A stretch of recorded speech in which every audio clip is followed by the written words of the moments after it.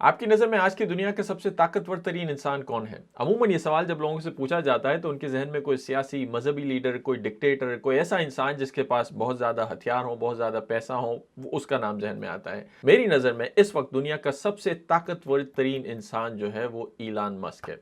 इसलिए नहीं कि वो दुनिया के अमीर तरीन इंसानों में से एक है, पैसा तो बहुत सारे लोगों के पास है और इसलिए भी नहीं क्योंकि इसके पास कोई बहुत ज़्यादा हथियार हैं, खैर इसके पास कोई हथियार नहीं है, बल्कि बहुत सारे ऐसे लोग हैं जिनके पास न्यूक्लियर वेपन्स भी हैं और बहुत सारे हथियार हैं, लेकिन उनके पास भी इतनी पावर और इतना इन्फ्लुएंस नहीं है जितना सिर्फ इस एक शख्स के पास है। और इसी पर आज मैं बात करना चाहता हूँ, वो कौन सी ऐसी चीज़ हैं जो इस शख्स को मेरी नज़र में दुनिया का ताकतवर तरीन इंसान बनाती है। और ना सिर्फ ये, बल्कि ये भी कि इलान मस्क की स्टोरी आज की दुनिया में सिर्फ अमेरिका जैसे मुल्क में ही पॉसिबल है। तो मेरी नज़र में इलान मस्क सबसे ताकतवर तरीन इंसान इसलिए है क्योंकि जिस चीज़ों में इसने हाथ फंसाए हुए हैं या जिन चीज़ों को वो कंट्रोल कर रहा है, उसकी पहले मैं तो आपको एक लिस्ट देना चाहता हूँ कौन कौन सी चीज़ें हैं, कौन कौन से प्रोजेक्ट्स हैं जिसको वो कंट्रोल कर रहा है और उसके बाद किस किस तरह ये सारी चीज़ें हमें इन्फ्लुएंस करती हैं। सबसे पहला प्रोजेक्ट स्पेस एक्स नामी एक कंपनी को वो ओन करता है। ये वो कंपनी है जो खिला में एक्सप्लोरेशन करती है, ज़मीन से इंसानों को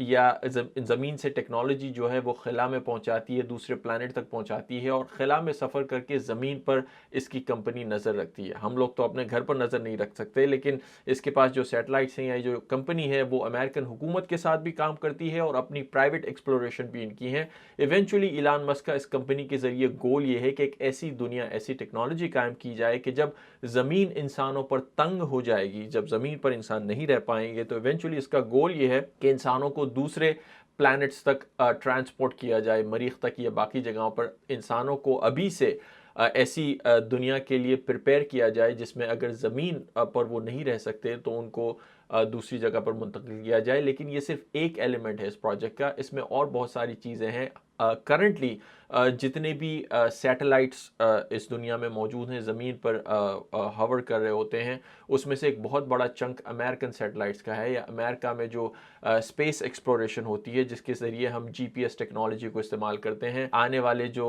वेदर पैटर्न्स होते हैं उनको प्रिडिक्ट करते हैं। बहुत सारे जो तूफ़ान आ रहे होते हैं इन सैटेलाइट्स की मदद से ही उनकी प्रोडिक्शन की जाती होती है। मुख्तलिफ़ किस्म के माहौलियाती तब्दीलियाँ जो ज़मीन पर हो रही होती हैं वो सब इसी टेक्नोलॉजी से मॉनिटर की जा रही होती हैं। और ना सिर्फ ये, इसी कंपनी की मदद से इलान मस्क एक और प्रोजेक्ट को ओन कर रहे हैं जिसका नाम है स्टारलिंक। स्टारलिंक एक ऐसा प्रोजेक्ट है जिसके ज़रिए ज़मीन के इर्द गिर्द खिला में बेतहाशा सैटेलाइट्स इंस्टॉल किए गए हैं और इन सैटेलाइट्स की मदद से दुनिया के कोने कोने तक इलान मस्क जो है वो इंटरनेट की सर्विसेज पहुंचा रहा है, ऐसी ऐसी जगहों पर जहां पर कोई तार नहीं पहुंच सकता, कोई खंबा नहीं पहुंच सकता। ये सारा का सारा मामला स्पेस के जरिए इलान मस्क के जो स्टारलिंक के सैटेलाइट्स हैं वो कोने कोने तक इंटरनेट पहुंचाएंगे जहां पर दुनिया की कोई भी कंपनी, कोई भी हुकूमत नहीं पहुंच सकती। ये तो इसका सिर्फ एक प्रोजेक्ट है जिससे आप देख सकते हैं कि इसको आप पूरी दुनिया पर ज़मीन का जो प्लैनेट है उस पर कितना इसका इन्फ्लुएंस है सिर्फ एक टेक्नोलॉजी की मदद से। अब दूसरे प्रोजेक्ट पे आते हैं जो कि आजकल उसने अपने कंट्रोल में लिया हुआ है और उसको कंट्रोल कर रहा है, वो है ट्विटर। बज़ाहिर ये एक सोशल मीडिया ऐप है, बज़ाहिर ये एक सोशल मीडिया कंपनी है, लेकिन इस कंपनी के ज़रिए, इस प्रोजेक्ट के ज़रिए इलान मस्क का या इस कंपनी का जो इन्फ्लुएंस अभी इस दुनिया में है और आने वाले सालों में, महीनों में जो इन्फ्लुएंस उसका बढ़ेगा, उस पे ज़रा थोड़ी सी नज़र डालते हैं। कई सालों से हम सबको ये बताया जाता है कि दुनिया में जमहूरियत को कायम रखने के लिए सच्चाई या इंफॉर्मेशन बहुत ज़रूरी है। यानी जो न्यूज़ मीडिया का जो पिलर है उसे किसी भी मुल्क का चौथा पिलर, किसी भी स्टेट का चौथा पिलर समझा जाता है। वो इसलिए कि जब भी हुकूमतें या इलेक्टेड रिप्रेजेंटेटिव्स उनको लोग जमहूरियत में पावर दे देते हैं तो उनकी पावर पर नज़र रखने के लिए न्यूज़ का एलिमेंट हमारे लिए बहुत ज़रूरी है। और पिछली कई दिहाइयों में इस जिम्मेदारी को मुख्तलिफ इंस्टीट्यूशन ने पूरा किया है। जितने भी न्यूज़ चैनल्स आपके मुल्क में है या आपके कॉन्टिनेंट में है, पूरी दुनिया में जो बड़े बड़े न्यूज़ चैनल्स हैं, उन्होंने बड़ी जिम्मेदारी से उनको लोगों ने ये जिम्मेदारी सौंपी थी कि आप हमारे लिए, हमारी इलेक्टेड ऑफिशियल्स पर या हमारी हुकूमतों पर हमारे लिए नज़र रखेंगे, ट्रांसपेरेंसी हम तक लाएंगे और कभी भी कोई उसमें करप्शन हो रही होगी, कभी भी वो अपनी पावर का गलत इस्तेमाल कर रहे होंगे, तो हम आप पर ये आंखें बंद करके बिलीव कर सकते हैं कि आप ये सच्चाई हम तक लाएंगे, रिपोर्ट करेंगे। अब कितनी जिम्मेदारी से न्यूज़ ऑर्गेनाइजेशंस ने अपनी अपना काम निभाया है वो तो आप सबके सामने है। और इसीलिए वक्तन फ़वक्तन लोगों की इस उन पर ये तनकीद रही है कि जो काम वो हुकूमत को चेक में रखने के लिए उन्हें सौंपा गया था, अक्सर औकात वो हुकूमत के साथ मिलकर लोगों को मिसगाइड कर रहे होते हैं। स्पेशली स्टेट मीडिया का जो रोल है, आप किसी भी मुल्क से ताल्लुक़ रखते हो, वहाँ पे जो भी स्टेट मीडिया होती है वो या तो हुकूमत के साथ मिलकर काम करती है या हुकूमत के प्रोपेगेंडे को फैलाती है। और ये काम अक्सर औकात प्राइवेट ऑर्गेनाइजेशंस भी करती हैं, जो अक्सर औकात एक ख़ास एजेंडे पर काम करती हैं, और वो एजेंडा या तो हुकूमत के साथ अलाइन होता है या फिर एक ख़ास इंटरेस्ट के साथ अलाइन होता है। और आम इंसान जो हैं, जो जमहूरियत को चाहते हैं, जो अपनी आवाज़ बुलंद करना चाहते हैं, जो ये चाहते हैं कि वो एक ऐसे माशरे में रहें जहाँ पर सबको आज़ादी हो और सच जानने का हक हो, उनका मेन पॉइंट जो है, मेन नीड जो है, वो मीडिया के इदारे पूरे नहीं कर पाते। इसीलिए इलान मस्क ट्विटर के अंदर वो अपॉर्चुनिटी देख रहे हैं कि जब ये बड़े-बड़े इदारे फेल हो जाते हैं अपनी न्यूज़ को रिपोर्ट करने के लिए, तो ट्विटर के ज़रिए खुद सिटीजन्स जो हैं, वो सिटीजन जर्नलिज्म के ज़रिए सच्चाई को लोगों तक सामने लाएं और करप्शन का या बाकी जो झूठ है इस दुनिया में, उसका पर्दाफाश करें। ट्विटर के ज़रिए ऑलरेडी काफ़ी हद तक ये काम हो रहा था, लेकिन हालिया कुछ दिनों में इलान मस्क का ख्याल ये है कि ट्विटर ने भी या बाकी सोशल मीडिया कंपनीज भी उसी नहज पर जा रही थी कि जहां पर सच जो है वो धीरे धीरे छुपता जा रहा था और लोगों की जो पावर है, लोगों की बोलने की आज़ादी है, उसको कम से कम किया जा रहा है। हमने अक्सर मुख्तलिफ ममालिक में देखा है कि जब भी हुकूमत के ख़िलाफ़ या किसी एक सोच के ख़िलाफ़ अगर कोई बोलता है तो उसे या तो लोकल कवानीन के ज़रिए चुप करा दिया जाता है या लोकल प्रेशराइज़ के ज़रिए करके या सोशल मीडिया कंपनीज़ को प्रेशराइज़ करके उनके अकाउंट्स बंद कर दिए जाते हैं, उनकी आवाज़ को दबा दिया जाता है। इलान मस्क का ये ख्याल है, उनका ये मिशन है कि ट्विटर को वो एक ऐसा पब्लिक स्क्वायर बनाना चाहते हैं जहाँ पर कोई भी आकर अपनी आवाज़ बुलंद करे और उसे ये मुकम्मल आज़ादी हासिल हो कि वो आज़ादी इज़हार हक़ के अंदर जो है रहकर वो अपनी जो बात है, सच है, लोगों तक ला सके। और इस सच को अगर लोगों के लिए वो हेल्दी नहीं है या ये सच जो बात लोग लेकर आते हैं अगर वो मिस इन्फॉर्मेशन है, तो उसको काउंटर भी वहाँ पर रहने वाले, ट्विटर के यूज़ करने वाले या बाकी सोशल मीडिया यूज़र ही उसके रेफरी बने, ना कि कोई एक इदारा, ना कि कोई एक प्लेटफॉर्म। तो इस मॉडल पर उसको लेके आना चाहते हैं। और हाल ही में इसकी एक बहुत बड़ी मिसाल देता हूँ, उन्होंने बीबीसी के साथ एक इंटरव्यू किया, बीबीसी को एक अपना इंटरव्यू दिया और उस इंटरव्यू को एक उसी साथ जब ये इंटरव्यू लाइव हो रहा था तो उन्होंने अपने ट्विटर अकाउंट पर, ट्विटर स्पेसेस पर लाइव उसको नशर किया। और इलान मस्क का पॉइंट ये था कि जब भी ये बड़े बड़े इदारे कोई इंटरव्यू करने जाते हैं तो बाद में जब वो इंटरव्यू एडिट होता है तो जो असल बात होती है वो वहाँ से निकल जाती है और वो इदारा अपने हिसाब से उस इंटरव्यू को चलाता है। लेकिन इलान मस्क का पॉइंट ये था कि इंटरव्यू जैसा रिकॉर्ड हो वैसा का वैसा ट्विटर पे भी पब्लिश हो और जो मेरे फॉलोअर्स हैं या जो आम पब्लिक है वो उसको इंतहाई ऑनेस्टली से उसको अनफिल्टर्ड तरीके से सुने। इस इंटरव्यू के दौरान मैं आपको एक छोटी सी क्लिप दिखाता हूं जो इलान मस्क ने अपने ट्विटर पेज पे भी वो की थी। वो ये कि जब रिपोर्टर ने उनको ये सवाल किया कि ट्विटर पर हेट स्पीच जो है वो बढ़ रही है, ट्विटर पर मुख्तलिफ़ किस्म की मिस इन्फॉर्मेशन बढ़ रही है, तो इलान मस्क ने डायरेक्टली उस रिपोर्टर से उसको सवाल किया कि अगर आपकी नज़र में कोई मिस इन्फॉर्मेशन बढ़ रही है तो मुझे अभी के अभी बताओ। और ये इन्फॉर्मेशन, ये जो इनकी तकरार है वो उन्होंने रिकॉर्ड की और वो लोगों तक उन्होंने दिखाई। वो उसकी छोटी सी क्लिप मैं आपको भी दिखाता हूँ, तो देखिएगा क्या हुआ। And you just said that if something is slightly sexist, that's hateful content. Does that mean that it should be banned? Well, you've asked me whether my feed, whether it's got less or more. I'd say it's got slightly more. That's why I'm asking for examples. Can you name one example? I honestly don't use. Honestly, I you don't. Can't name a single example. I'll tell you why. Because I don't actually use that for you feed anymore. Because I just don't particularly like it. But you and said actually, a lot of people are quite similar. I only look at hang on a second. my You said you've seen more hateful content, but you can't name a single example, not even one. I'm not sure I've used that feed for the last 3 or 4 weeks. And well, then how did you see the hateful content? Because I've been using Twitter since you've taken it over for the last 6 months. Okay, so then you must have at some point seen for you hateful content. I'm asking for one example. Right. And you can't give a single one. And I'm saying then I say, sir, that you don't know what you're talking about. Really? Yes, because you can't give me a single example of hateful content, not even one tweet, and yet you claimed that the hateful content was high. Well, that's false. No, what I claimed... You just lied. No, what I claimed was there are many organizations that say that that kind of information is on the rise. Now, whether it has on my Give me feed one or example. not, I mean, right, and Literally if you can't look at name something one. like the Strategic Dialogue Institute in the UK, they will say that. So Look, people will say all sorts of nonsense. I'm literally asking for a Right. single example, and you can't name one. right, and as I already said, I don't use that feed. But Well, then how would you know that? I don't think this is getting anywhere. You literally said you experienced more hateful content, and then couldn't name a single example. Right, and as I said, That's absurd. I haven't actually looked at that feed. Then how would you know there's hateful content? Because I'm saying that's what I saw a few weeks ago. I can't give you an exact example. Let's move on. We only have a certain amount of time. Wow. COVID misinformation. You Amazing. you changed the COVID misinformation Has rules. BBC changed its COVID misinformation? The BBC does not set the rules on Twitter, so I'm asking you. No, I'm talking about the BBC's misinformation about COVID.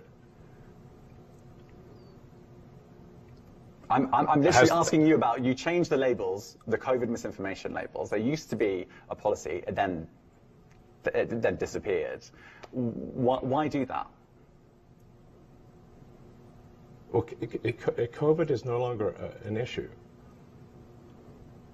Does the BBC hold itself at all responsible for misinformation regarding masking and side effects of vaccinations? And not reporting on that at all? And what about the fact that the BBC was put under pressure by the British government to change its editorial policy? Are you aware of that? This is not an interview about the BBC. Oh, you thought it wasn't? I see now why you've done Twitter Spaces. I am not a representative of the BBC's editorial policy. I want to make that clear.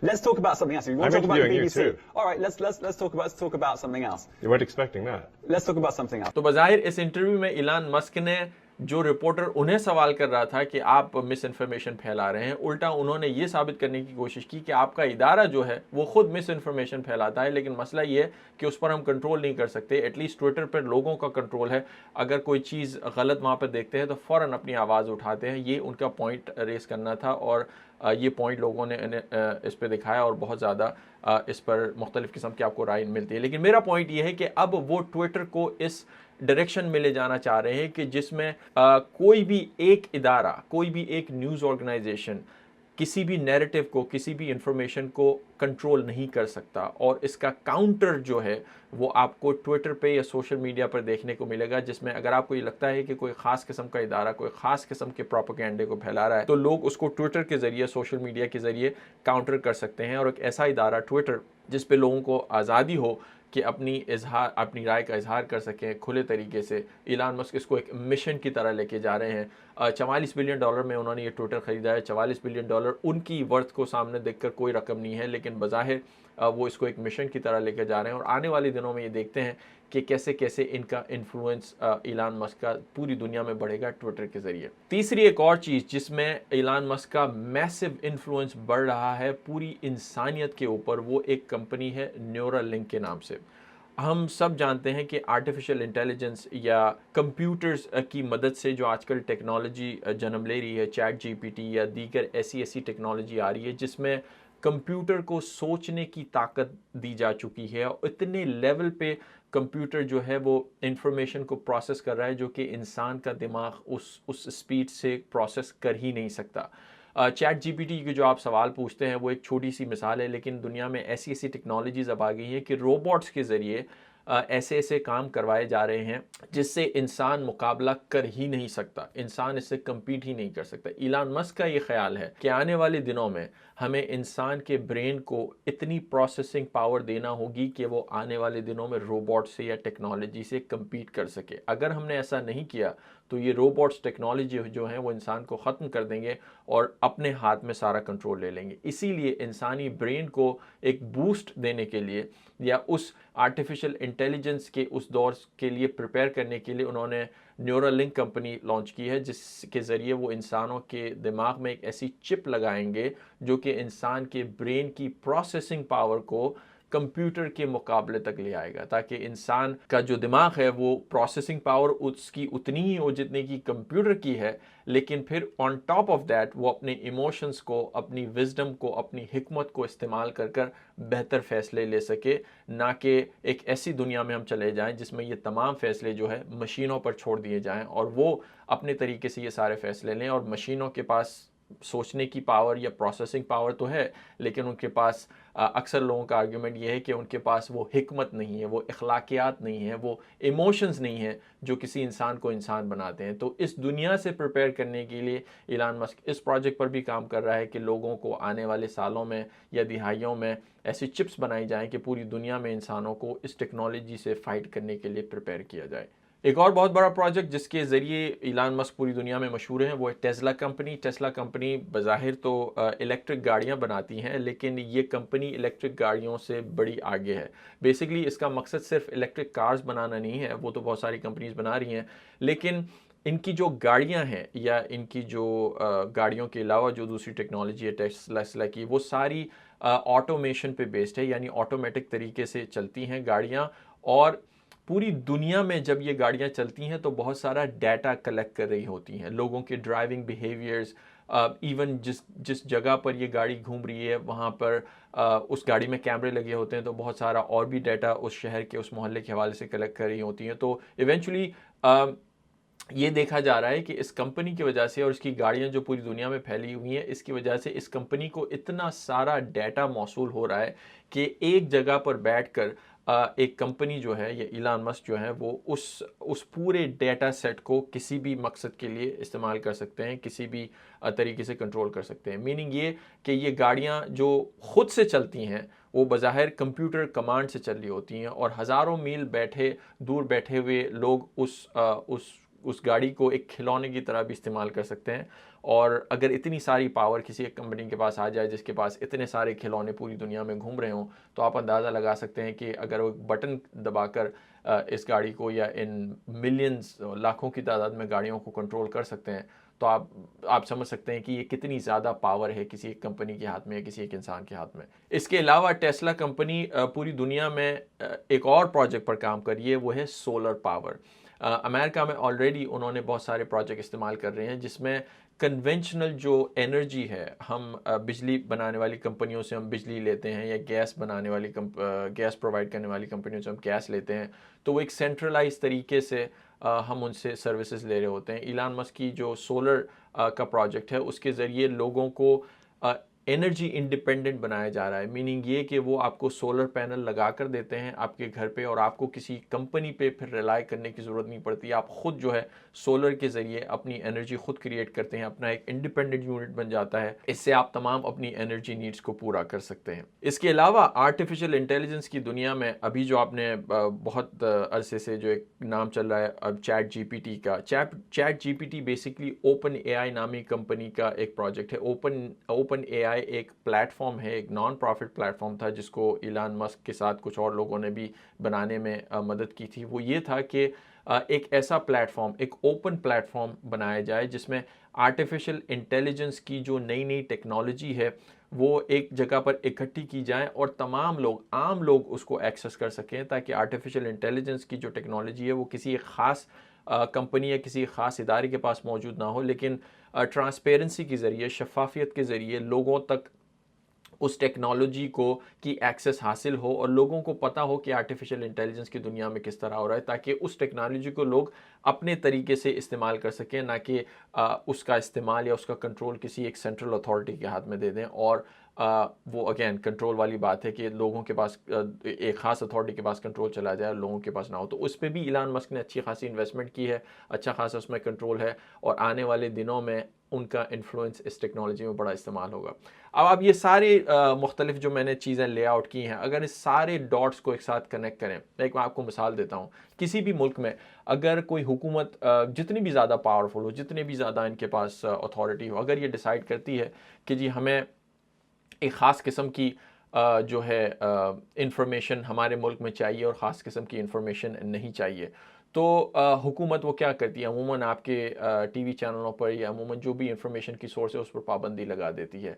अगर ऐसा कर देती है तो इलान Musk उनको bypass कर सकता है अपने सोशल मीडिया के ज़रिए, अपने ट्विटर के ज़रिए, क्योंकि जो चीज़ आप किसी टीवी चैनल पे या किसी और दूसरे इदारे पे अलाउ नहीं करते, वो अब इलान मस्क उससे ऊपर है। उसका ट्विटर के ज़रिए वो इंफॉर्मेशन के, ये डेमोक्रेसी का जो चौथा पिलर है, उसको भी कंट्रोल कर सकता है ना। अब आप ये कह सकते हैं कि अगर हुकूमत चाहे तो ट्विटर को बैन करने के लिए इंटरनेट को ही अपने मुल्क में ख़त्म कर सकती है। तमाम इंटरनेट कंपनियों को कह सकती है कि जी आज से कोई इंटरनेट नहीं, 30 दिन के लिए इंटरनेट के लिए पाबंदी। इलान मस्क के पास वो पावर है स्टारलिंक के ज़रिए कि अगर हुकूमत आपके मुल्क में इंटरनेट भी बैन कर दे तो वो सैटेलाइट के ज़रिए इंटरनेट ऐसी ऐसी जगहों पर पहुंचा सकता है जहां पर हुकूमत उस सैटेलाइट को रोक नहीं सकती, क्योंकि वो उसके कंट्रोल में नहीं है। इतनी ज़्यादा पावरफुल, इतनी ज़्यादा पावर, इतना ज़्यादा इन्फ्लुएंस आज तक दुनिया के किसी डिक्टेटर के हाथ में भी नहीं आया कि जो एक जगह पर, सेंट्रल जगह पर बैठकर पूरी दुनिया में इंफॉर्मेशन लोगों तक पहुंचा सके और फिर लोग उस इंफॉर्मेशन को एक्सेस कर सकें।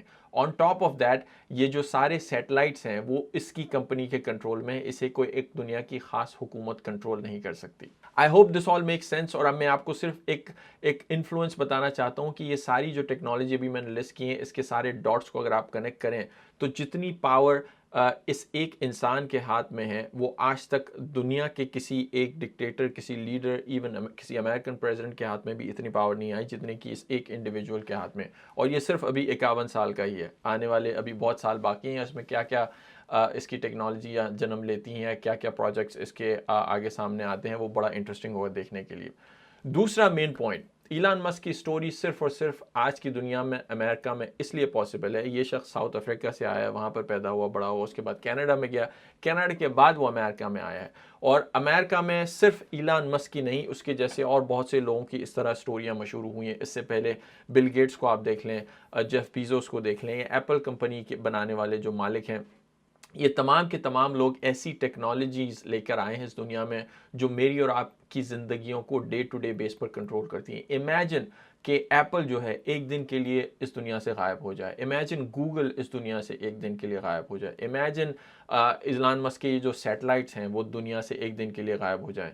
दुनिया का क्या हाल होगा? दुनिया कितनी क्या कहते हैं, मोहताज हो जाएगी अगर ये टेक्नोलॉजी एकदम से गायब हो जाए। ये सारी की सारी प्रोग्रेस, कामयाबियाँ सिर्फ अमेरिका में इसलिए पॉसिबल हैं क्योंकि अमेरिका में अब भी जब भी कोई एंटरप्रेन्योर आता है, कोई नया आइडिया लेकर आता है और एक फ्री मार्केट कैपिटलिज्म के अंदर उस आइडिया को प्रैक्टिस करता है, तो अभी भी बाकी दुनिया में जितने ममालिक हैं उससे अगर अमेरिका को कंपेयर करें तो यहाँ ही उसको प्रोग्रेस के इतने मौके मिल सकते हैं, क्योंकि यहाँ इसके पास मार्केट है, यहाँ पर उसके पास ऐसे हालात मौजूद हैं जिसमें हुकूमत की तरफ से या कवानीन के ज़रिए इन नई नई कंपनीज़ पे इतनी कदगनें नहीं हैं जितनी बाकी ममालिक में होती हैं उनको ग्रो करने के लिए। अमेरिका में अभी भी किसी भी नई कंपनी को, किसी भी नए आइडिया को ग्रो करना, दुनिया के किसी भी मुल्क से आप कंपेयर करें, जितनी तेज़ी से अमेरिका में ये नए आइडियाज़ जन्म लेते हैं और आगे आते हैं, उतना किसी भी मुल्क में अभी भी ये चीज़ पॉसिबल नहीं है। I hope that makes sense. See you next time.